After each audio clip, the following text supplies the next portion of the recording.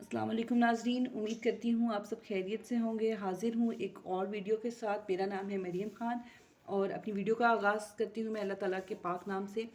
जैसे कि आपको स्क्रीन पे नज़र आ रहा होगा कि आज की हमारी जो वीडियो है उसका मौजू क्या है, जीम चे हेक है। असल में मसला ये होता है कि बच्चे हरूफ लिखना सीख जाते हैं, लेकिन जब वो एक ख़ानदान के हरूफ लिखते हैं तो उनके नुक्तों का फ़र्क नहीं कर पाते हैं। तो इसके लिए मैंने एक छोटी सी वीडियो मैं इसलिए बना रही हूँ कि आप बच्चों को नुक्तों का फ़र्क कैसे सिखाएंगे। तो उसके लिए एक कहानी की शक्ल में उनको सिखाना बहुत आसान रहता है। जैसे हम सबसे पहले लिखते हैं जीम।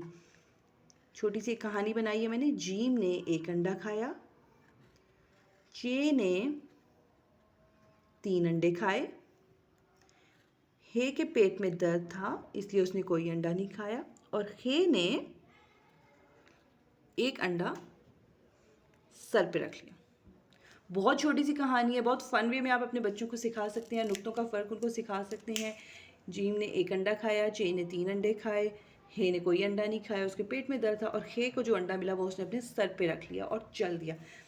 ये मेरी कहानी बिल्कुल नहीं है, बल्कि मैंने ये एक बुक में रीड की थी और मैंने सोचा कि आपके साथ इस कहानी को ज़रूर शेयर करूँ।